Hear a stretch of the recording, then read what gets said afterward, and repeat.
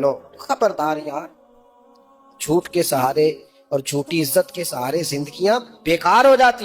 अपनी जिंदगी के अंदर ये ताकत पैदा करो कि तुम्हें सच बोलना है, तुम्हें हक कहना है, हक के लिए खड़ा होना है, हक के लिए इस्तकामत तबीयत में पैदा हो। उस रास्ते में सब्र का, शऊर का और शऊरी पुख्तगी का और बालिदगी का तुम्हें मुजाहिरा करना आता हो। तुम्हारी तबीयत के अंदर वो खास मिजाज हो कि लोग तुम्हारी सच्चाई के दीवाने हो। दो टोक बात करना जिन लोगों का मिजाज होता है वही तो हुसैनी होते हैं। उनका लबो लहजा तो ये होता है कि वो हमेशा हक की बात करते हैं, दो जुमले कहते हैं पर बिल्कुल खरे, सच्चे और नापतोल करना। और फिर वक्ती तौर पर अगर आपको लगे भी कि बातिल गालिब आ गया है तो मेरे भाई याद रखना, बातिल गालिब नहीं आता। गीदड़ जितने मर्जी इकट्ठे हो जाए, शेर एक ही काफी होता है। तो बज़ाहिर थोड़ी देर के लिए सियासत चमक गई, शेरों वाली जो जिंदगी होती है ना, शेरों वाली, और ये हक चलता है और बातिल भी सामने आता है, आते रहते हैं लोग, होता रहे। और मैं आपको अगर समझा पाया हूं तो हक की लज्जत लेना सीखिए, सच का मजा लेना सीखिए, इस रास्ते में थोड़ी रुकावट बर्दाश्त करनी सीखिए। हजरत अबू ज़र गिफारी, नबी पाक अलैहिस्सलाम ने फरमाया जमीन के ऊपर, ये बुखारी में मौजूद है, फरमाया जमीन के ऊपर और आसमान के नीचे हक बात कहने वाला, सच बोलने वाला मेरे अबू ज़र गिफारी से बड़ा कोई, इससे बड़ा हक सच वाला कोई। हज़रत अबू ज़र गिफारी रज़ियल्लाहु तआला ने कलमा पढ़ा और बिल्कुल उस वक्त पढ़ा जब मुसलमान दारे अरकम में होते थे। अल्लाह के हबीब अलैहिस्सलाम ने इनसे फरमाया कि अबू ज़र हालात ठीक नहीं है, अभी अपने कलमे का इजहार न करो। हज़रत अबू ज़र गिफारी कहने लगे, या रसूल अल्लाह, अभी तो आपने फरमाया किसी मलामत करने वाले की परवाह नहीं करें। हुजूर मैं ना इन मुशरिकों के बीच जाके अपने रब की तौहीद का ऐलान करूं, इन काफिरों के बीच खड़े होके मैं कहूंगा कि ला इलाहा इल्लल्लाह, ला इलाहा इल्लल्लाह, ला इलाहा इल्लल्लाह। इनके बीच खड़े होके मैं कहूंगा अल्लाह के सिवा कोई इबादत के लायक, मैं कहूंगा, कर ले जो करना है। मजमा कुफ्र का, कसरत काफिरों की, हालात ये हैं कि मुसलमान एक घर में छुपकर बज़ाहिर दीन सिखा रहे हैं, जनाब अबू ज़र गिफारी मैदान में आ गए। ये हक के रास्ते में जो जख्म लगते हैं ना, उन जख्मों की लज्जत बड़ी बेहतरीन होती है। ये एक खास जायका है, जख्मों का भी मजा होता है, पता है आपको। कभी जख्म ठीक होने पे आए तो उसे छेड़ के देखो, उसमें भी एक लज्जत होती है, जख्मों में एक मजा होता है। और ये जो जख्म हक के रास्ते पे लगते हैं ना, हक के रास्ते पे, इन जख्मों में लज्जत है, सायका है। ये जो ताने हक की राह में आपको मिलते हैं ना, ये आपकी नींद जाया नहीं करते, ये आपकी नींद को बेहतर करते, तसल्ली और सुकून की नींद आती। हमने जितने ताने सहे, साथ के लिए सहे, कारोबार के लिए सहे, हक के रास्ते में जो ताने लगते हैं उनका तो मजा ही बड़ा है। जफा जो इश्क में होती है वो जफा ही नहीं, इकबाल कहते हैं, जफा जो इश्क में होती है वो जफा ही नहीं। और गर सितम ना हो तो मोहब्बत में कुछ मजा ही नहीं, बेजायका है मोहब्बत अगर उसमें सितम नहीं है। आप सीधे सीधे जा रहे हैं तो आपके ड्राइवर होने का पता कैसे चलेगा? ये तो चार खड्डे आएंगे तो पता चलेगा गाड़ी चलानी आती है कि नहीं। ये तो मेरे भाई कहीं रश मिलेगा तो अंदाजा होगा कि आपको रश से निकलना आता है कि नहीं।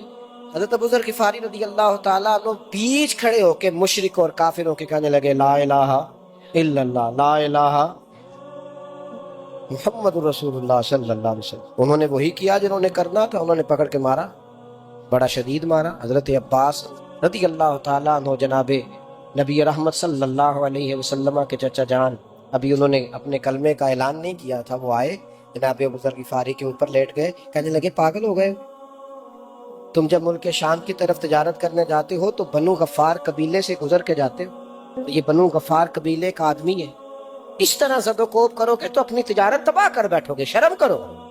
उन्होंने जनाब अबू ज़र को छोड़ दिया, कहा कल ना आना और मारेंगे, आज के बाद बात ना करना। और मैंने कहा जख्मों का भी मजा होता है, इनकी भी लज्जत होती है, क्या करें, इस रास्ते का भी बड़ा जायका है। जख्म पे जख्म खा के जी और खूने जिगर के घूंट पी और फिर आह न कर लबों को सी, फिर आह न कर लबों को सी। क्यों?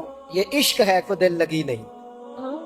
حضرت ابو ذر غفاری رضی اللہ تعالیٰ انہوں نے رات بڑی مشکل سے گزاری. وہ ٹائم آیا عصر کے قریب کا ٹائم جب کافر ٹولیاں بنا کے بیٹھتے تھے, پھر آ گئے اور آ کے پھر کہنے لگے لا الہ الا اللہ, لا الہ الا اللہ, لا الہ الا اللہ. انہوں نے پھر مارنا شروع کیا, زور زور سے مار رہے ہیں, اور جناب ابو ذر غفاری کہہ رہے ہیں لا الہ الا اللہ. مار کھائی راہ خدا میں, پر حق ہوتا ہے, اس کا اپنا ذائقہ ہے, سچائی کی ایک لذت ہے. یہ دیکھو سچے لوگ, انہوں نے پھر مارا.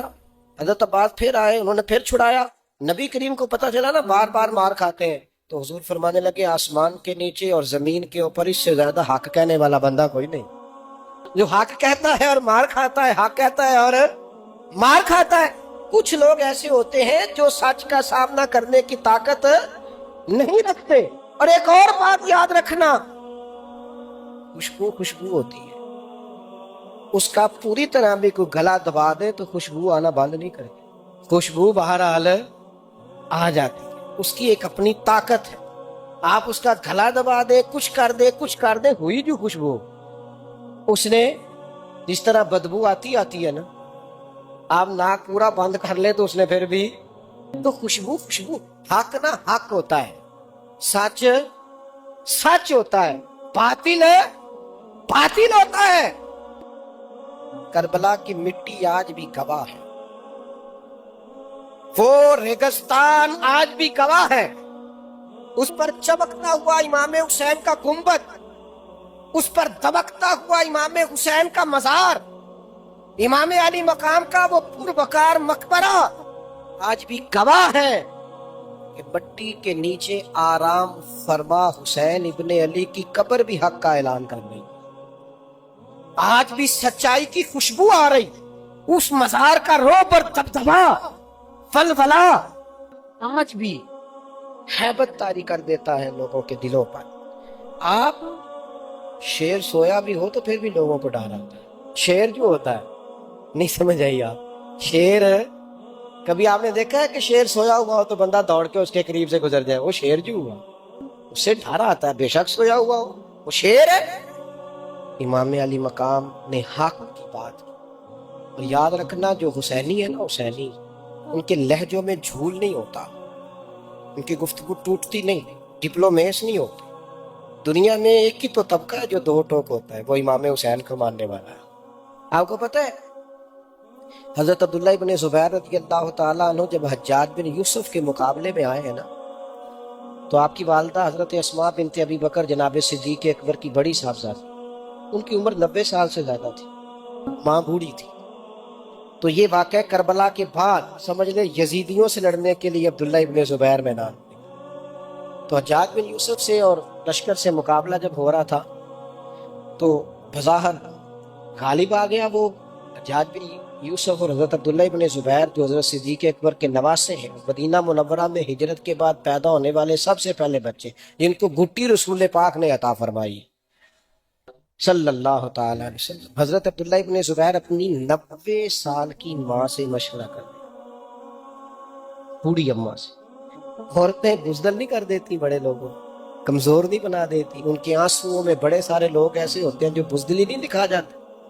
اپنی 90 سال کی ماں سے مشورہ کرتے ہیں, کہتے ہیں اماں میرے کچھ دوست شہید ہو گئے ہیں, کچھ پیچھے ہٹ گئے, پسپا ہو گئے, اب مجھے بتاؤ میں کیا کرنا ہے. تو حضرت اسماء کہنے لگے پتر باقی ساری باتیں بعد میں بتاؤں گی, پہلے یہ بتا تو ہے حق پہ. تو کہا اماں میں حق پہ ہوں. فرمایا پتر پھر تلوار پکڑ اور میدان میں نکل.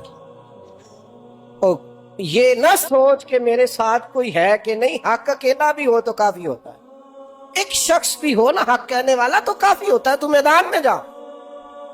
حضرت عبداللہ ابن زبیر کہنے لگے اماں میرا دشمن بڑا سخت دل ہے, بڑا خونخوار ہے, بڑا درندہ مزاج ہے. وہ صرف قتل نہیں کرتے, ٹکڑے کر دیتے ہیں وجود کے. تو بوڑھی ہے, تیرے بڑھاپے کا خیال ہے, تو کیسے سہے گی؟ گردن کاٹ دیتے ہیں, آنکھیں نکال دیتے ہیں, ناک کاٹ ڈالتے ہیں. اماں تو کیسے سہے گی؟ تو دیکھو بوڑھی ماں کا جملہ. کہنے لگے پتر بکرے کو صرف ذبح ہوتے وقت تکلیف ہوتی ہے, پھر کھال اتارے تو کوئی درد نہیں ہوتا.